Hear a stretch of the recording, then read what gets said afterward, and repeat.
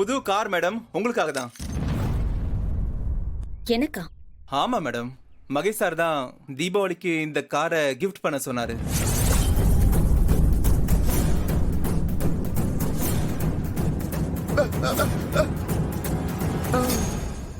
ஒரு நிமிஷம் சாவி வாங்குற மாதிரி கார் பக்கத்துல வந்து நின்னீங்கன்னா நான் போட்டோ எடுத்துட்டு கிளம்பிடுவேன். சார் போட்டோ எடுத்து அனுப்ப சொன்னாரு. யோ, மரியாதையா போயிடு. என்ன நினைச்சுக்கிட்டு இருக்க? என்ன கார் அனுப்பி விட்டா பல்லை கிழிச்சுக்கிட்டு திரும்ப அந்த ஆள் கூட வாழ்ந்துருவன் நினைச்சுக்கிட்டு இருக்கானா? என்ன என்ன அந்த அளவுக்கு மட்டமா யோசிச்சு வச்சிருக்கானா என்ன? அப்படி இல்ல மேடம். ஏய், வாய மூடு.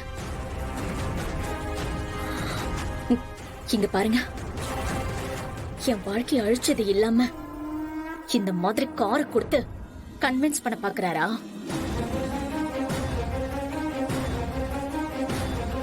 அந்த அளவுக்கு ஒன்னும் நான் மட்டமா போயிடல.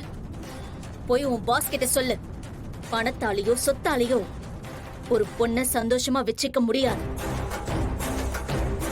உண்மையான அன்பாலையும் மரியாதையான வாழ்க்கையால மட்டும்தான் ஒரு பொண்ணு சந்தோஷமா வச்சுக்க முடியும். அதெல்லாம் தெரியாத ஒருத்தன் தானே அவன். இன்னும் ஜெயில இருந்தே வரல, அதுக்கு இடையில மறுபடியும் டிராமா ஆரம்பிச்சிட்டானா? மேடம், டேய், இப்போ கார் எடுத்துட்டு போக போறியா இல்லையா? மேடம் ப்ளீஸ் மேடம், கோவப்படாதீங்க மேடம். அவரு உங்க மேல உயிரே வச்சிருக்காரு. நீங்க இந்த gift மட்டும் ஏத்துக்கிட்டீங்கன்னா. அண்ணா, அடே முருகா, என்னங்க?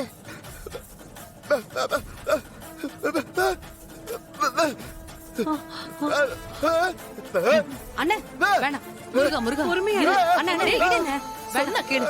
வேண்டாம்டா, கொஞ்சம் பொறுமையா இரு தம்பி. அவர் மேல எங்க மொத்த குடும்பமும் பயங்கர கோவத்துல இருக்கும்.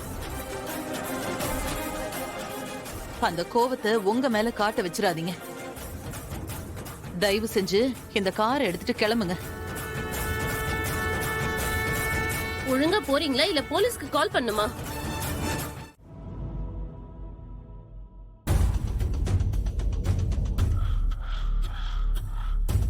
சார் வணக்கம் சார். என்னாச்சு குணா?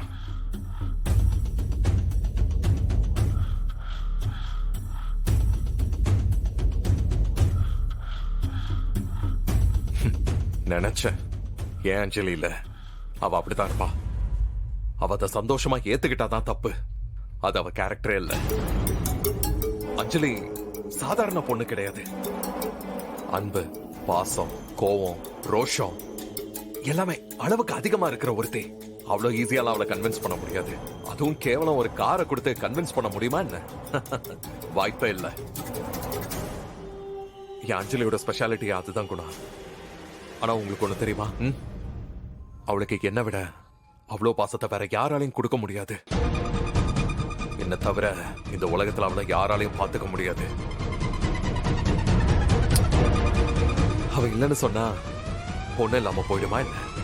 என் குழந்தை, என் வாரிசு, என்னோட மறு உருவம், என்னோட எதிர்காலம் அவ வயித்துல வளர்ந்துகிட்டு இருக்கேன். இன்னைக்கு வேண்டான்னு சொல்றவ நாளைக்கு என் குழந்தைக்காக எல்லாத்துக்கும் ஓகே ஓகேன்னு தலையாட்டுவா. அப்புறமா எல்லாம் சரியாயிடும். சரி, நீங்க கிளம்புங்க. சார் வேற ஏதாவது வேலை இருக்கா? வேற ஏதாவதுன்னா நான் சொல்லி அனுப்புறேன். சரிங்க சார், கிளம்புங்க. ஓகே சார், நான் வரேன். அஞ்சலி, ஐ லவ் யூ அஞ்சலி. நான் உன் மேல இருக்கிற பாசத்துல நிறைய முட்டாள்தனம் பண்ணிட்டேன். அதெல்லாம் நான் பண்ணிருக்கவே கூடாது. உன் கோவம் நியாயமானதான். நீ இன்னும் கூட கோவப்படு. எனக்கு நிறைய புதுசா தண்டனை வேணா கொடு. ஆனா அப்படியே நான் போயிட மாட்டேன் அஞ்சலி. திரும்ப நான் கண்டிப்பா வருவேன். உன்னை பார்ப்பேன், உன் கூட சேர்ந்து வாழ்வேன். இதெல்லாம் நடக்க போகுது அஞ்சலி. நான் உயிரோட இருக்கிறதுக்கு காரணமே நீதான். எனக்கு எல்லாமே நீதான். I love you Anjali, I love you.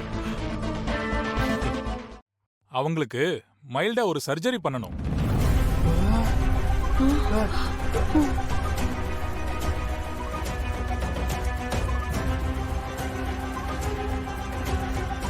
என்ன டாக்டர் சொல்றீங்க? சர்ஜரினா எந்த வயசுல போய்? ஆமா, ஹார்ட்டுக்கு போற ரத்த குழாயில சின்ன அடைப்பு இருக்கு. அதை எடுக்கணும்னா உடனே சர்ஜரி பண்ணணும். டாக்டர் அது மருந்து மாத்திரையில ஏதாவது சரியாக வாய்ப்பு இருக்கா? கொஞ்சம் பெரிய பிளாக். 1 மாசத்துக்குள்ளேயே சர்ஜரி பண்ணிடணும். இல்லைனா உயிருக்கே ஆபத்தாயிடும். ஐயோ, இருப்பா.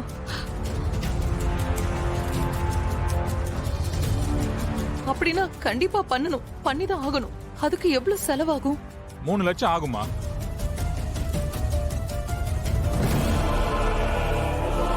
இந்த சர்ஜரியை பொறுத்தவரை மொத்த பணத்தையும் முன்னாடியே கட்டணும். அப்பதான் ப்ராசஸ ஸ்டார்ட் பண்ண முடியும். பணத்தை செலவு பண்ணா பாட்டி சரியாயிடுவாங்களா? அத உறுதியா சொல்ல முடியாது. ஆனா சர்ஜரி பண்ணாதான் இன்னும் கொஞ்ச நாள் உயிரோட இருப்பாங்க.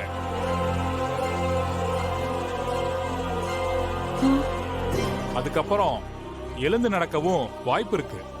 எவ்வளவு நாள்ல பணம் ரெடி பண்ணும் டாக்டர்? எவ்வளவு சீக்கிரம் பண்ணுவீங்களோ அவ்வளோ சீக்கிரம் நல்லது.